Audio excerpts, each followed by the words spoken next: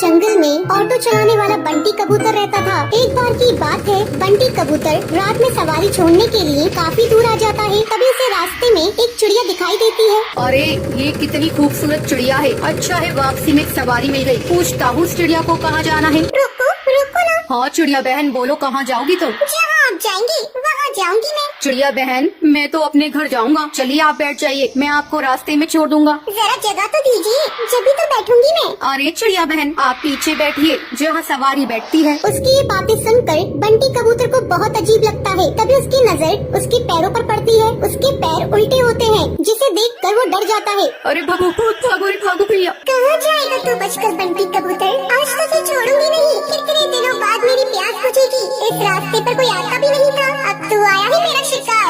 तभी टूनी चिड़िया की आत्मा अपने असली रूप में आ जाती है। वो जोर जोर से हंसने लगती है। कभी वो गायब हो जाती, कभी सामने आ जाती। बंटी कबूतर डर के मारे तेजी से अपना ऑटो भगाता है। वो शीशे में देखता है आत्मा उसका पीछा नहीं कर रही है। वो जंगल के ऑटो स्टैंड पर अपना ऑटो रोकता है। वहीं उसका दोस्त कालू कौवा खड़ा होता है। क्या हुआ बंटी कबूतर, तू इतना घबराया हुआ क्यों है? बंटी कबूतर कालू कौवे को सारी बात बताता है। अरे पागल, इतना सुनहरा मौका हाथ से निकाल दिया तूने। उस चिड़िया की आत्मा का एक पंख तोड़ लेता, वो तेरी गुलाम बन जाती। अरे भाई माफ कर मुझे, मेरी जान बच गई, आज वो ही काफी है मेरे लिए। ये कहकर बंटी कबूतर वहाँ से चला जाता है। कालू कौवा अपने मन में सोचता है, ये तो डरपोक पागल है, इतना सुनहरा मौका गवा दिया। ये पूरे जंगल पे राज करता। चलो कोई नहीं, कल रात में उस जगह जाऊंगा और उस भूतिया चिड़िया का पंख तोड़कर ले आऊंगा। अगले दिन कालू कौवा अपना ऑटो लेकर उसी जंगल के रास्ते पर जाता है। वहाँ पर एक चिड़िया खड़ी होती है। रोको रोको ना, ऑटो रोको, मुझे जाना है। अरे भाई लगता है ये वही चिड़िया की आत्मा है, इसका पंख तोड़ लूंगा। ये कहकर कालू कौवा अपना ऑटो उसके सामने रोकता है और उसके पंख तोड़ने लगता है। अरे बेवकूफ कौवे बदमाश, तेरी हिम्मत कैसे हुई? तूने मेरे पंख तोड़ने की कोशिश की। रुक तुझे भी बताती हूँ। टुनटुनी चिड़िया पास में पड़े डंडे से उसे बहुत मारती है। अरे बहन मुझे माफ कर दो, मुझे लगा तुम एक चिड़िया की आत्मा हो। अरे बदतमीज, तुझे मैं कहाँ से आत्मा नजर आ रही हूँ? चल भाग यहाँ से। टुनटुनी ये कहकर वहाँ से चली जाती है, पर टूनी चिड़िया की आत्मा पेड़ के पीछे खड़े होकर ये सब देख रही होती है। अगले दिन कालू कौवा फिर से अपना ऑटो लेकर वहाँ पर आता है। भाई आज तो पहले उसके पैर देखूंगा तभी उसके पंख तोड़ूंगा, वरना कल की तरह पिटाई हो जाएगी मेरी। अब फिर से वहाँ पर एक चिड़िया खड़ी होती है। रोको रोको ना ऑटो, मुझे जाना है। कालू कौवा उसके पैर देखता है, उसके पैर उल्टे होते हैं। जैसे ही कालू कौवा उसके पंख तोड़ने वाला होता है, तभी टूनी चिड़िया की आत्मा अपने असली रूप में आ जाती है। आवाज सुनाई देती है। कालू कौवे आप मेरे पंख तोड़ेगा, ये ले तोड़ के दिखा। टूनी चिड़िया की आत्मा कभी उसके सामने आ जाती, कभी उसके पीछे। वो उसे बहुत मारती है। मुझे माफ कर दो चिड़िया की आत्मा, मैं आगे से कभी भी ऐसा नहीं करूँगा। मुझे जाने दो, मत मारो। क्यों छोड़ दूं तुझे? तो जैसे मन चले बदमाश पक्षियों को मारना ही तो मेरा लक्ष्य है। तुम जैसे लालची पक्षियों को जीने का कोई हक नहीं। तभी वहाँ पर बबलू कबूतर ऑटो में अपनी सवारी बिठाकर वहाँ से गुजर रहा होता है। अरे चिड़िया की आत्मा छोड़ दो उसे, मैं तुमसे विनती करता हूँ।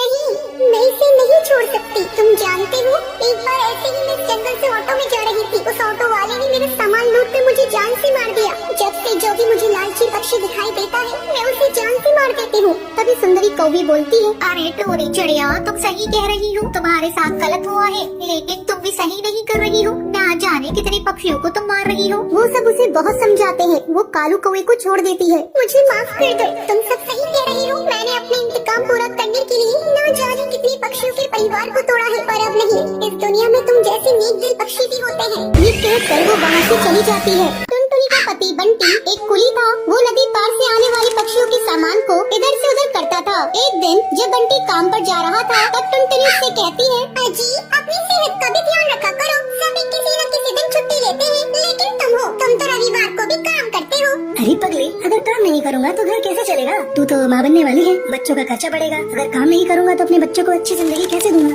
आपसे तो बात करना ही बेकार है। ये लीजिए पोटली, इसमें मैंने रोटी और चावल रख दिए हैं, सब इसे खा लीजिएगा। नहीं टुनटुनी, आज मेरी तबीयत कुछ सही नहीं लग रही है, कुछ भी खाने का मन नहीं कर रहा है। काम से आऊँगा तो खा लूंगा। बंटी बिना खाना लिए काम पर चला जाता है। टुनटुनी को क्या पता था कि बंटी से उसकी मुलाकात आखिरी थी। उधर बंटी बेहोश होकर बहती नदी में गिर जाता है और वहीं डूबकर मर जाता है। टुनटुनी भागी भागी अस्पताल जाती है।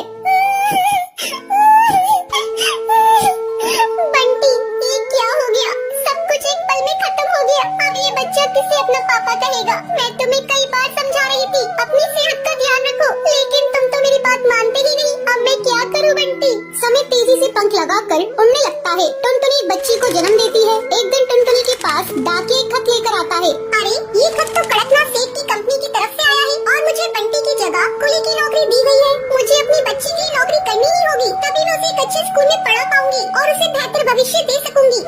बचपन से ही टुनटुनी कुली बनकर पक्षियों का बोझ उठाती थी। जब भी नदी के उस पार से कोई पक्षी आता था, टुनटुनी तेजी से उन पक्षियों के पास पहुंच जाती थी। बहन जी, क्या मैं आपका बोझ उठा लूं? अरे तुम तो एक चिड़िया हो, क्या तुम इतने बोझ को उठा सकती हो? हाँ हाँ बहन जी, मैं सारे बोझ को उठा लूंगी। बहन जी, मैंने अपनी जिंदगी में इतना बोझ उठा लिए है, ये बोझ तो उसके आगे कुछ नहीं है। क्यों, क्या हुआ? और तुम ये तुम्हारी बेटी को साथ में लेकर क्यों घूम रही हो? तुम्हारे पति कहाँ हैं? वो नहीं कमाते हैं क्या? क्या करिएगा बहन जी, मेरी दुख भरी कहानी सुनकर रोज इस नदी किनारे पे कई पक्षी आते हैं और मेरी दुख भरी कहानी सुनते हैं, लेकिन कोई मेरी मदद नहीं करता। अरे तुम मुझे तो बताओ, मैं तुम्हारी जरूर मदद करूंगी। क्या बताऊं बहन जी, मेरे पति की मौत इसी नदी में डूबकर हो गई थी। उसके बाद से मैं यहाँ कुली की नौकरी कर रही हूँ। देखो टुनटुनी, जब तुम्हारी बेटी थोड़ी बड़ी हो जाएगी तो उसको मेरे स्कूल में डाल देना। मैं उसे पढ़ा लिखा कर एक अफसर बनाऊंगी। मैं तुम्हें अपना पता दे देती हूँ। वो बुलबुल चिड़िया टुनटुनी को अपना पता दे देती है। इसी तरह कई साल गुजर जाते हैं। एक दिन जब टुनटुनी अपना घर साफ कर रही थी, तभी उसे बुलबुल का दिया हुआ पता मिलता है। अरे